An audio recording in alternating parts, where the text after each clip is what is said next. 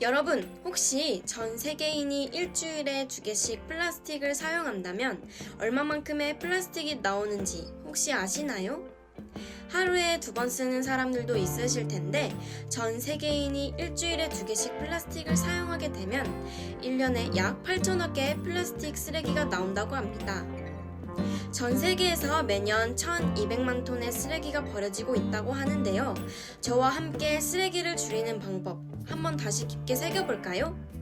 첫 번째, 일회용 컵 대신 텀블러, 비닐봉지 대신 장바구니 사용하기. 이 영상을 보신 학우분들, 이 방법 정말 간단하죠? 두 번째, 배달 많이 시켜 드시는데 여기에서 같이 주는 숟가락, 젓가락 정도는 집에 있는 걸로 사용하시기 바랍니다. 마지막으로 분리수거는 철저하게 하기, 약속입니다. 현재 쓰레기 문제를 다양한 사례와 함께 잘 소개해 주어 그 심각성을 느낄 수 있었습니다. 이후 해결 방안으로 연결하는 부분이 매우 매끄러웠다고 생각합니다. 추상적인 해결 방안보다는 개개인의 실천법에 집중해 내용이 더욱 친근하게 다가왔으며 실천 동기를 부여해주는 영상이었습니다. 영상 중간에 푸는 퀴즈는 자기 자신을 점검하게 되는 계기가 되었습니다. 하지만 현재 쓰레기 문제를 설명하는 부분이 길고 배경음악 소리가 크다고 느껴져 아쉬웠습니다.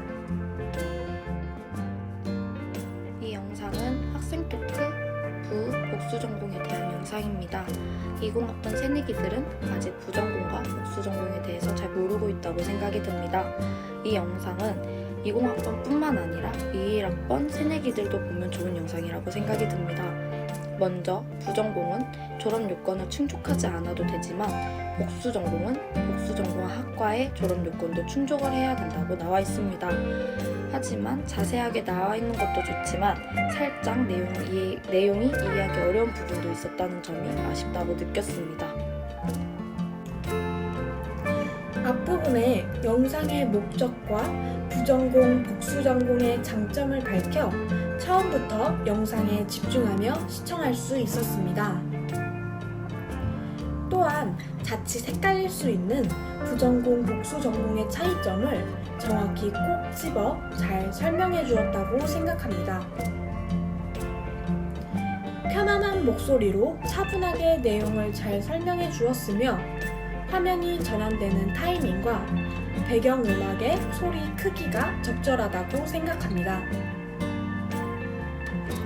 주제가 바뀔 때에 배경음악도 함께 바뀌어 다시 영상에 집중을 할 수 있었으며 덕분에 끝까지 영상에 몰입을 할 수 있었습니다.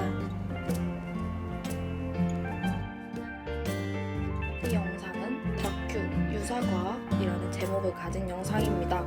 영상이 시작하기 전 퀴즈를 통해 지루함을 느끼지 않게 했다는 점에서 가장 좋다고 느꼈습니다.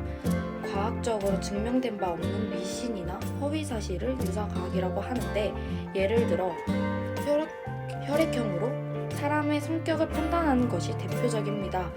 유사과학에 대한 예시가 많지만 한 가지 예시로만 설명을 했다는 것이 가장 아쉽다고 생각이 들었습니다. 유사과학이란 과학적으로 증명된 바 없는 미신이나 허위 사실을 유사과학이라고 합니다. 유사과학에 대해 몇 가지 바로 잡아야 할 사실들을 몇 가지 소개해드리겠습니다. 첫 번째, 음이온이 몸에 좋다. 이건 정확히 알고 가야 하는 부분인데요. 사람들이 음이온이 좋다는 말에 음이온 침대, 속옷, 이불, 매트리스 등을 사들이는데 알고 보니 음이온 성분의 기준치 이상의 방사성 물질이 함유되어 있다고 합니다. 그리고 두 번째, 혈액형으로 많은 우리 지구 사람들을 판단을 많이 하는데요. 4가지 타입으로 크게 성향을 파악할 수는 있지만 예외도 있다는 거 꼭 알아두시기 바랍니다. 이 영상은 학생 토크 대전대학교 자취생 여기 모여라 필수템 편입니다.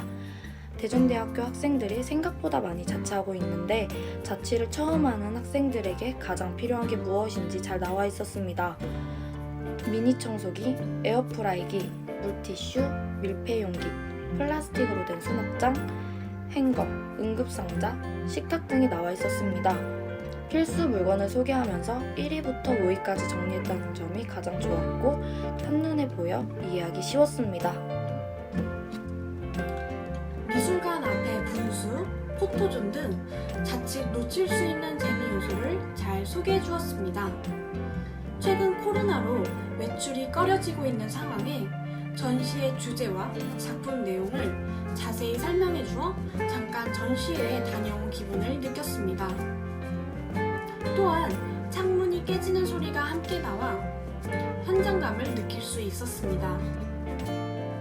하지만 디지털 렌더링에 대한 설명이 부족했다고 생각합니다. 대전 지리를 잘 모르는 학우들도 쉽게 찾아갈 수 있도록 가는 방법과 비용을 소개해 주어 전시회에 가고 싶게 만드는 영상이었다고 생각합니다.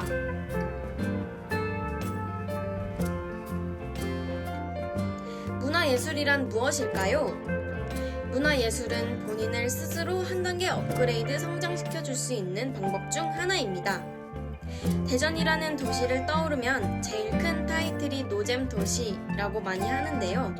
그렇지만 대전에도 구석구석 재미있고 문화예술도 많이 발달되어 있는 도시입니다. 영상에 소개된 대전시립미술관, 국립중앙과학관, 화폐박물관 이 세 곳뿐만 아니라 한밭수목원, 엑스포과학공원, 그리고 대청댐 물문화회관, 대전 오월드 등등 문화예술을 경험할 수 있는 곳이 참 많습니다.